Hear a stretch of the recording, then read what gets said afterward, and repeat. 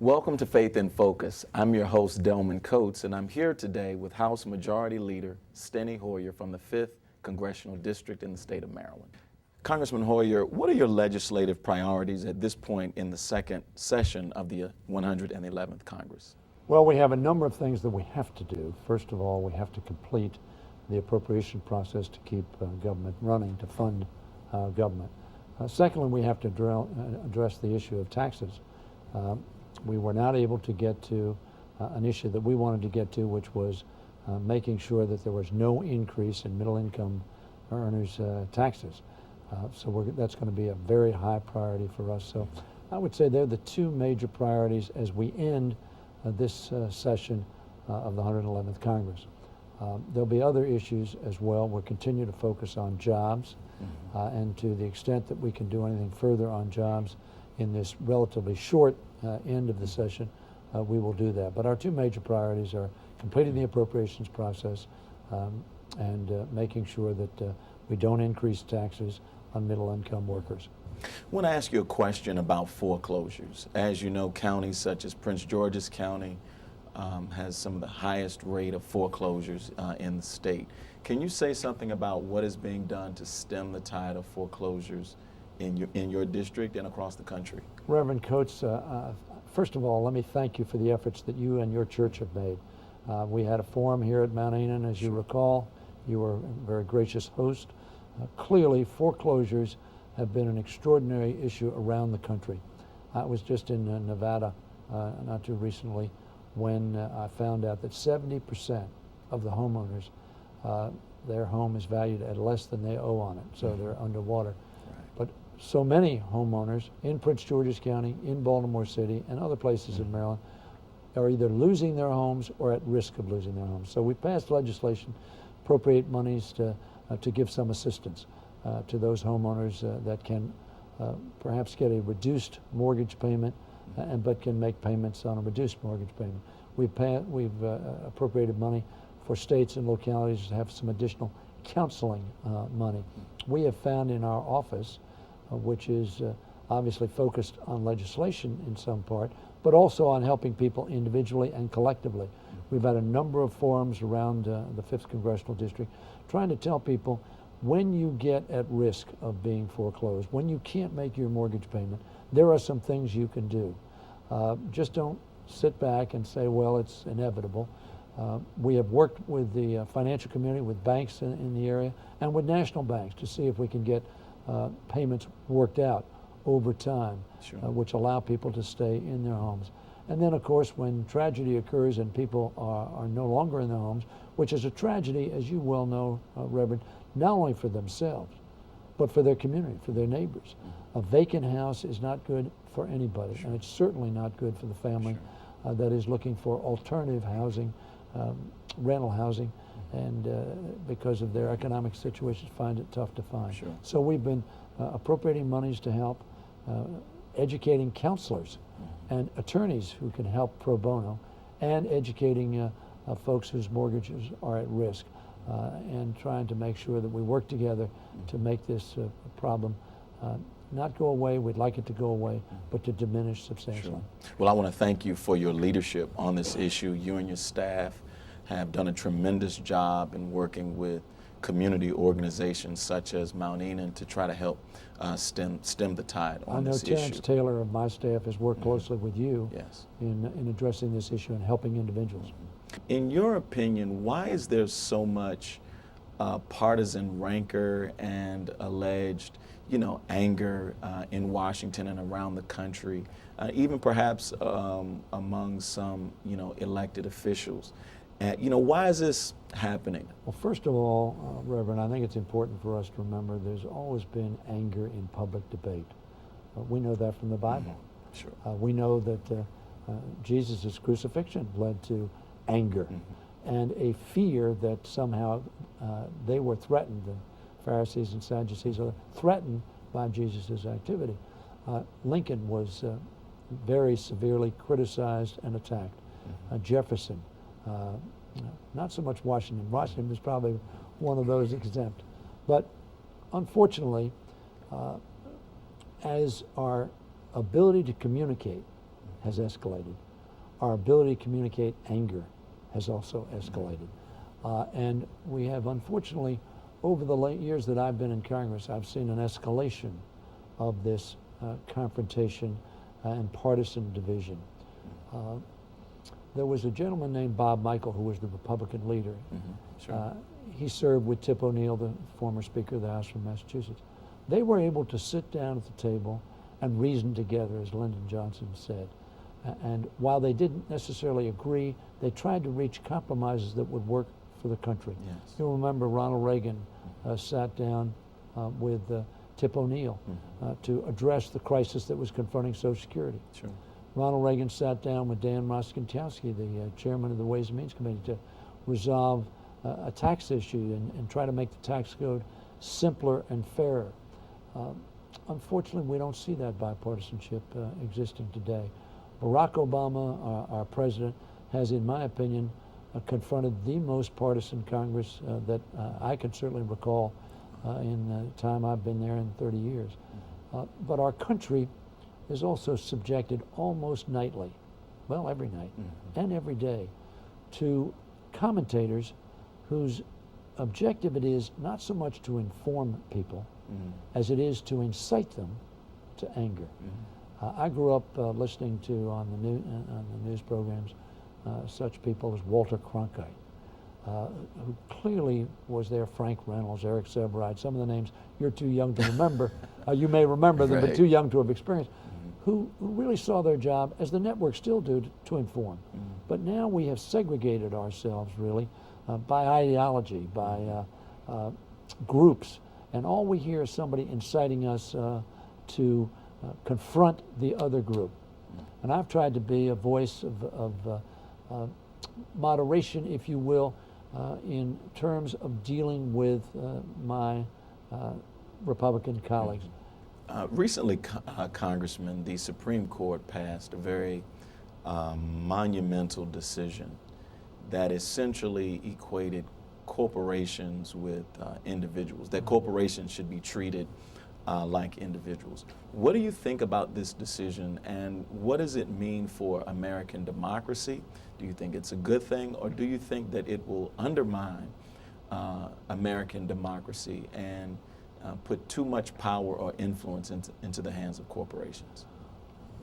Reverend Coates, one of the things that our democracy, I think, is served by is transparency, openness, information. My mom used to tell me when I'd say somebody told me this, that, or the other, she'd say, consider the source. And what did she mean by that? She meant that if somebody with certain motivations is speaking to me and tells me something, I might look at it one way. On the other hand, if somebody with a different motivation, I might look at the information they gave, same information, a different way. And what I mean by that is what the Supreme Court did was now to allow corporations to participate in secretly advocating for candidates, one or the other. Now, if somebody puts an ad on and says, citizens for better government, well, all citizens believe properly that they're for better government. Sure. So they think, isn't that nice? But if it's an oil company funding that ad, and what it's doing is saying that somebody who was in favor of protecting the environment, making sure that drilling was done in a proper way, and that was for legislation and policies which would affect that end, and the oil companies are funding an ad against that person, well, the public would say, consider the source.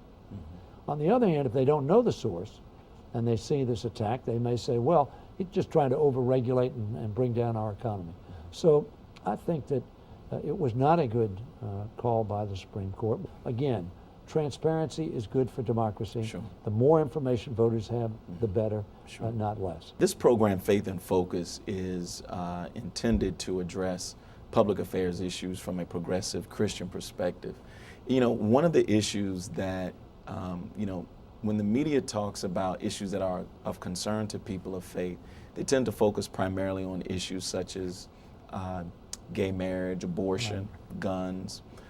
In your interaction with your constituents, as you interact with other faith-based organizations, are there other issues that you hear people of faith deeply concerned about today? And if so, what are those issues? Well, you know, you've heard me say this, that I believe in the separation of church and state.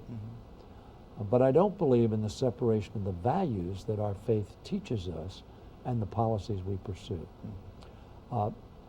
People of faith talk to me about homelessness, worried about people who are out on the street, knowing that Christ taught them, or their faith taught them, whether they may be a Muslim or Jewish or of some other faith. Their faith generally, perhaps not in every instance, certainly our faith teaches us, Jesus taught us to reach out to the homeless, to those who have no shelter, and to give them shelter, to try to help them, the less fortunate.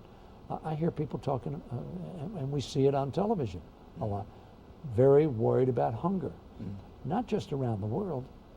The tragedy is there is hunger in the richest country on the face of the earth, right here, right in our community, where children are going to bed without proper nutrition. We have bills that are pending in the Congress, some we've passed, trying to make sure that there aren't hungry people in the richest country and agriculturally most bountiful country in the world. People are concerned, obviously, about family stability, jobs, economic fairness, people being treated fairly and not being misused. Obviously, an awful lot of people feel that the large banks in America let them down. They either led them into a mortgage that they couldn't afford, which they really didn't understand, or it put their money at great risk. And when those institutions were failing, they undermined the value of the best asset that most families have, and that is their home. So I think that people of faith, we tend to think that if you're this or you're that, you have only one interest. I think people of faith generally have obviously they have focus on treating one another fairly, on values, on faith in God, and freedom of religion. But they also have a concern about their community and the issues that I just expressed. So these social issues that can inflame and can generate sort of mass Division, response are used, in my opinion, far too often to do just that, inflame rather than inform, rather than get people involved in a positive way, in a constructive way, and a constructive conversation, which is absolutely essential in democracy. You know, President Obama is halfway through his first historic term. How would you rate the president's performance at this point? I think the president has done very well. Reverend, I think that President Obama perhaps took office under as much challenge as any president, perhaps since Lincoln. And I say that because Roosevelt obviously confronted with extraordinary economic challenge. Two things, though, were relevant here. Number one, that he was not faced with an international challenge at that point in time. That came in his second term. Secondly, the American public understood, because they've been in this economic decline and depression for a long period of time. They knew when President Roosevelt took office, he had to take decisive action, which he did. When Barack Obama took office, really the American public understood the depths of the economic crisis only in September of '08, 4 months before he took office. So they didn't really have, I think, time to really fully realize. They wanted a change. They voted for him, got more votes than any Democratic president since Lyndon Johnson in 1964. They wanted him to take action. And he did take action. Within the first 30 days, 31 days to be exact, of his administration, we passed the Recovery Act, which has led, according to CBO, to anywhere between 2 and 3.5 million jobs either being saved or created, led to investments. I was just down on the shores of the Potomac River at the Akakeek Foundation, talking about, they've put a rock revetment in front of about 2,800 feet of that Akakeek farm, which is right across from Mount Vernon, to preserve the river and to preserve the shoreline. We invested about $1 million in that. One would say, well, $1 million, 6 jobs were saved, a business was about to go under. He just spoke today, and that is the kind of thing this president has led us to do. They were concerned about the banks being unregulated.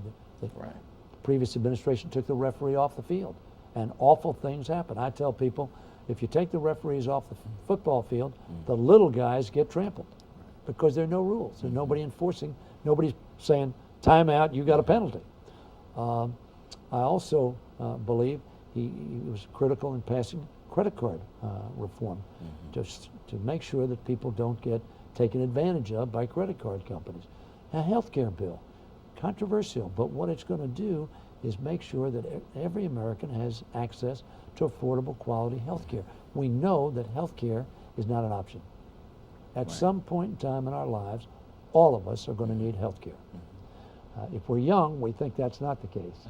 But the older you get, the more you realize that. But even the young, you know, somebody leaves your church on Sunday morning, 19, 20, 25 years of age, driving down the street, and somebody runs a red light or a stop sign, hits them, very serious injury, they go to the hospital, substantial cost, $250,000 maybe if they're an ICU unit. They can't afford that. They pass the cost along to the rest of us. So we all have, in my opinion, a personal responsibility, which is what the president said, to participate in making sure that we have that access to affordable quality health care. So my view is the president has done well, and the people are angry, as is understandable, because their country is not doing as well as they want. It's not doing as well as I want. It's not doing as well as you and your parishioners want. We want to see more jobs, better economic health. But when you look at the statistics, let me just give you 3. Number 1, the economy has grown 4 quarters in a row. That's quarter being 3 months, that's a year, as opposed to the previous 4 quarters being decline. So we've turned the economy around. It's now growing, too slowly, but growing. We have seen the stock market. And when stock market can be an abstraction, but when you bring it down to, I've got a retirement account, and some of that money, much of that money may be invested in a growth fund, a mutual fund, or some other stock fund. It has gone up 70%. So people's pension programs have reclaimed 70% of the value that was lost in the last administration. In the last 10 months of this year, through 9 months through September, we've seen private sector job growth.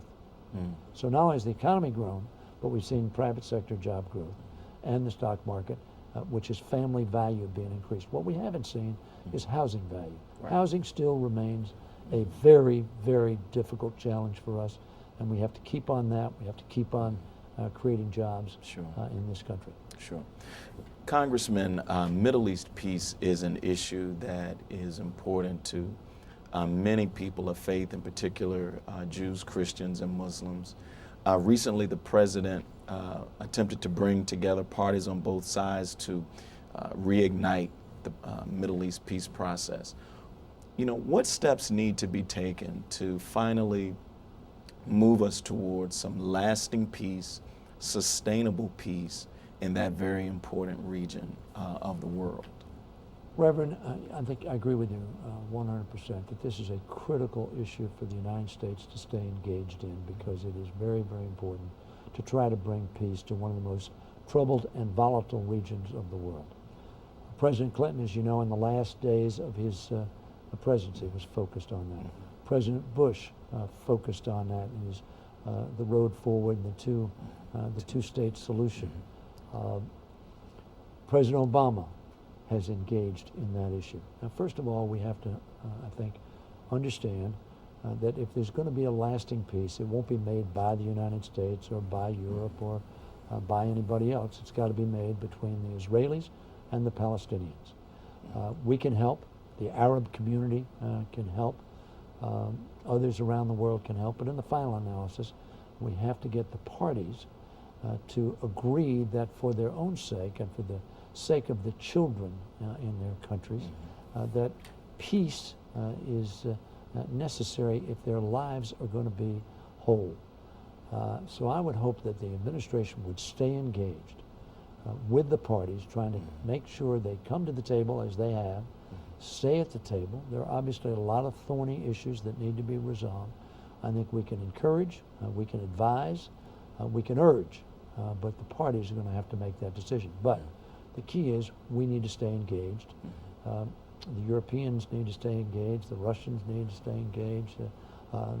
Others around the world need to stay engaged on this issue, because if there is conflagration in the Middle East, Yes. it will affect us all Yeah. in many different ways. Not just economic, certainly that will be a consequence. It will affect us strategically.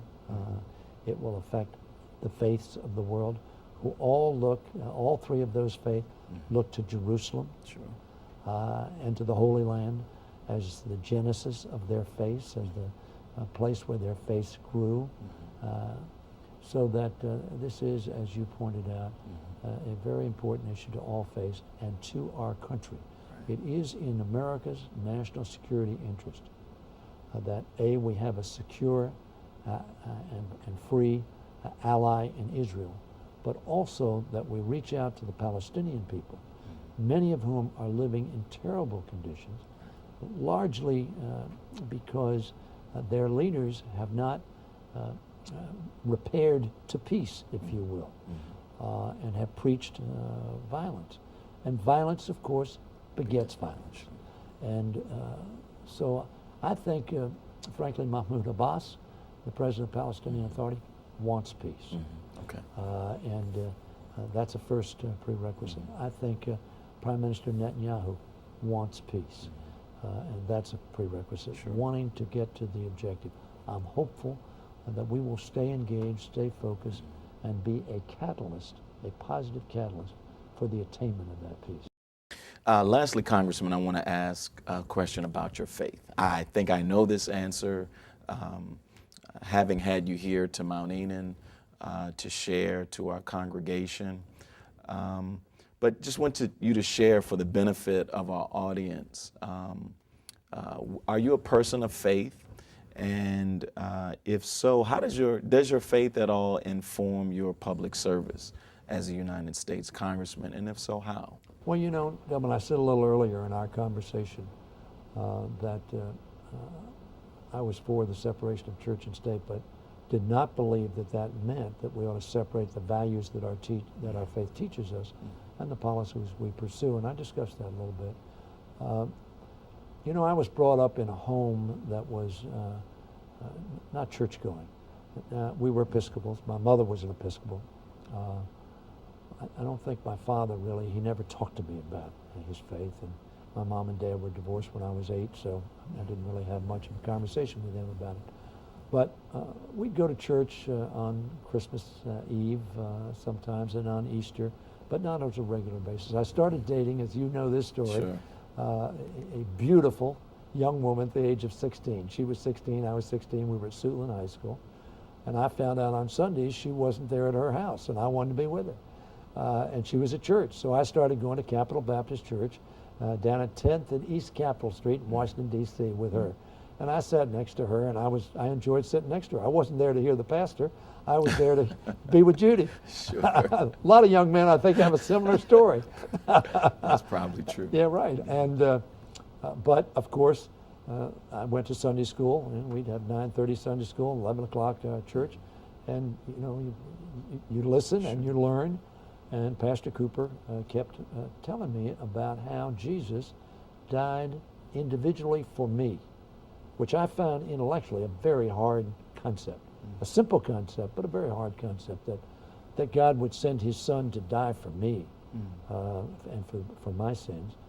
But over about a year and a half, I listened, and Judy never talked to me about it, but her mother did. I was very close to my mother-in-law. She lived, we were close friends for another 64 years, my mother-in-law and I.